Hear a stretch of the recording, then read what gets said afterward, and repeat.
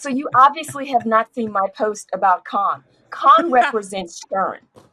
So do not fear the wrath of churn was my post. So for those of you that have not seen it, please go back. But most definitely con, because think about it.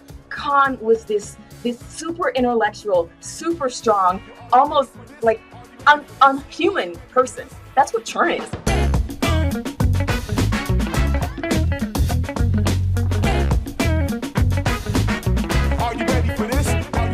What's up, lifers, and welcome to the Daily Stand-Up with Lifetime Value, where we're giving you fresh new customer success ideas every single day. I got my man JP with us. JP, do you want to say hi? Just got out the bakery. And we have Deidre with us. Welcome back. Deidre, can you say hi, please? Hello, everyone. Thank you very much. Hello. You're welcome. And I am your host. My name is Dylan Young. Deidre, in case they didn't hear your first episode, which is a shame if they didn't, can you please introduce yourself? Oh, yes. Deidre Williams. I am the Chief Customer Officer for a company called DeepHow, and I am all about customer success and how we can make it better. And more importantly, I love customer lifetime value. So I'm excited to do a repeat on this show. So you were not a CCO the last time we talked, I don't think. That's a level up. Congratulations. I don't know if it's a level up, but it's a level. I will tell you that. It's definitely a level. It's a level up. It's a level. I understand. It's a level. Yeah. I understand. Definitely a level. Yeah. Okay. Yeah, so this is new. I'm about on day 90, roughly. Oh, fantastic. Wow. That's, yeah. Exciting. Okay. Ooh. Deidre, you do know what we do here. We ask every single guest one simple question, and that is, what is on your mind when it comes to customer success? So can you tell us what that is for you? You know, it's all about, last time I was on, I was talking about the Fab Four, and I won't bore the audience with that. You guys go back and listen to the recording. It was epic. I have to say that. But this time I'm talking about my Fab Five, and I've been coupling it with two things. I've actually been putting it in parallel with Star Trek, because this year the International Film Institute made Star Trek The Wrath of Khan. It added it to its film registry. And so I'm tying the characters in Star Trek, and I'm talking the original series. So for me, my Trekkies out there, don't come hating me, okay? This is the original series, all right? For those of you that are into the different realms, go for it. But to my Fab Five, and I'm going to break that down if that's okay for you. Mm-hmm. All right. Fab One, it is customer-led revenue growth. And that means that we are focusing on the customer when we're talking about driving revenue. Fab Two is cross-functional collaboration for the go-to-market team, meaning that all of us need to play well in the sandbox: sales, marketing, product, and customer success. Fab Three, AI-driven personalization. That is making sure that we tailor the customer experience and using generative AI to do that. And then Fab Four is revenue-centric metrics for the C-suite. You mentioned earlier that I'm technically in that level now. I needed to up my game to make sure I can have that conversation with the C-suite. So does every other CS leader. And then my favorite Fab that I am carrying over from my original four is elevating the employee experience, or EX, making sure that we recognize the value of customer success. So Fab Five, I'll stop there and let's open up the conversation from there. You said these were all related to original characters. So do you have characters for each one of those five? Can you rattle them off real quick? Yes, I will do that. Okay, so obviously Captain James Tiberius Kirk is customer success leadership. What, you're laughing? That's his name, James. Do you not know the T stood for Tiberius? Right. Come on, work with I don't know why I think that's funny. You're always laughing at me. You guys, you bring me on this show to laugh at me. So yes, James T. Kirk represents customer success leadership. Absolutely. And then, of course, my kindred spirit, yes, it is Spock. He represents the data scientist. So when I talk about data and I talk about AI generative-led growth, we can't do that without data. So Spock is our data scientist. And then, of course, Uhura, the lady after my own heart. She's marketing communications, of course. So if you're looking at the go-to-market team, you got to go to Uhura because you can't communicate with the other planets without her. And then there, of course, is Scotty. He represents the account executives because, of course, he's engineering and he's always trying to make things happen that really can't sometimes. That's what sales does. Sorry, my sales guys, but you know I'm right. You know I'm right. So that would be Scotty. And then, of course, there is product. And that's going to be Sulu because, he's the navigator and they're navigating us. They're charting the course. And then there's Chekhov, who represents engineering and onboarding and implementation. And last but not least, my favorite is Bones, who obviously is support because he obviously is triaging everything that happens from the customer journey. So yes, I think I have effectively done an analysis or made an analogy between all Star Trek characters and the entire customer journey. And that's my Fab Five, and I'm sticking to it. So JP's got this look on his face. Go ahead, JP. Jump in. Well, you mentioned a certain movie. You're not just talking about Star Trek, right? You talked about a certain movie getting into the registry. So if you already know where I'm going, that sounds great. We got Chekhov, we got Sulu, we got Captain James Tiberius Kirk, right? We have Spock, we have all these people. So what do you do when Khan comes aboard? So you obviously have not seen my post about Khan. Khan represents churn.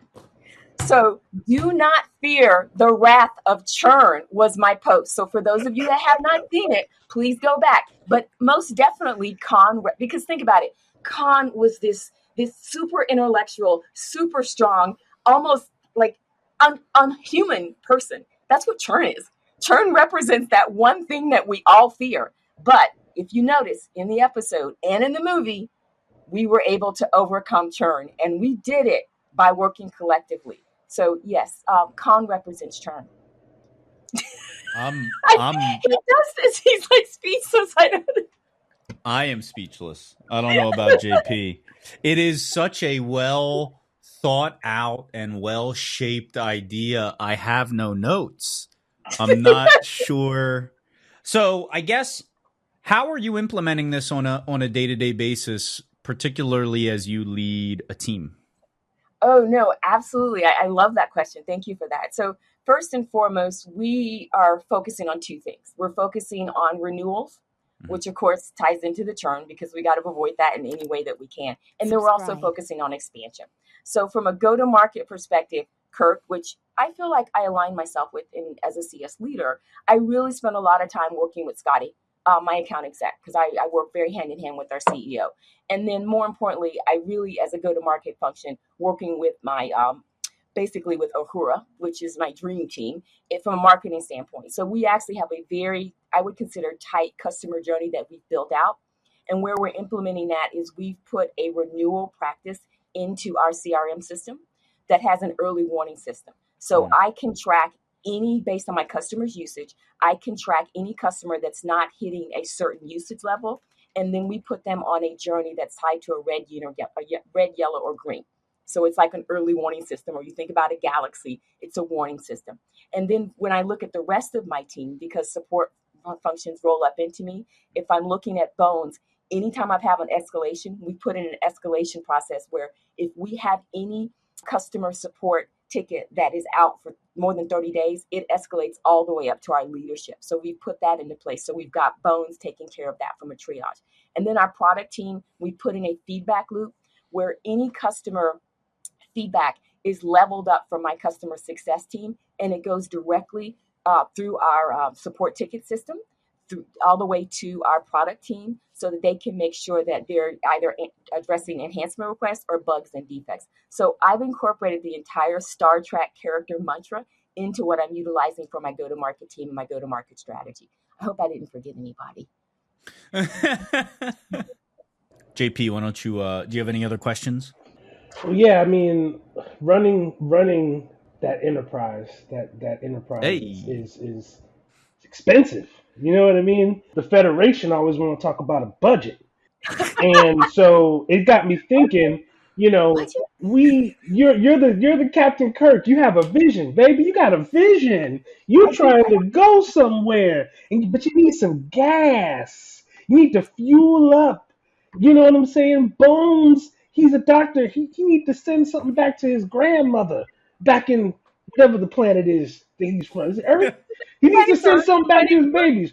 So how do you get the Federation to really buy in on funding this enterprise, or are they just blank checking it? Like just go Well, on no, ahead. they're not. No, they're not blank checking anything because we're obviously in a certain mode with regards to the company, but it's a very legitimate customer. And one of the things that I did when I first started was I brought in my entire executive leadership team, which represents the federation. If we want to do it analogous, is the federation.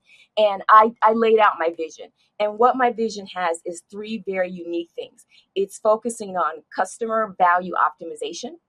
Okay, meaning that we are looking at what the customer is trying to achieve. So if I think about the enterprise, we're going to all these galaxies and we're trying to understand what other galaxies are trying to accomplish. That's exactly what we're doing for our customers. So that's the first thing. The second thing is, again, I have my team really focusing on customer-led growth. So we're not just, we have incorporated customer-led qualified opportunities or sequels. And that means that when they're interacting with their customers, where the opportunity is appropriate, and I use opportunity appropriately, pun intended, they're making sure that it's tied back to our customers' use cases. And then the third thing is making sure that we're enhancing that customer experience so that those customers are retainable, that we can have them as references, and we have a very strong customer advocacy. So when I went to my ELT, I said, this is the things that I want the enterprise to support. These are my goals because I do have I am a revenue driven, or actually a revenue architect. I'm an ambassador to be more precise, but that's kind of where Spock moved from being the data scientist to being an ambassador. That's kind of a role that I actually assume as well. Bringing it in there, I'm just telling you. I love it. But it's something that's very important to me is that I went to my leadership and I said, it's not just going to be about those traditional things around what I consider customer success 1, 2, 3.0. You guys remember me talking about that. It's not just sentiment. It's not just adoption. It's really driving revenue growth, but making sure we have that value. And then we ultimately have customers that are referenceable and that are advocates for us. So that's what I presented to my leadership. And so far, I'm still here. So we'll see how it works. But that's how I get them to fund the things that I need to have done. I hope that answered your question, JP. This is airtight. I love it. I love it. This is fantastic. Deidre, that is our time. But if you're not already doing like a full road tour with this, you ought to be. And I would love for you to come back in the future and tell me how that tour goes. But for now, we do have to say goodbye. May the force be with you guys.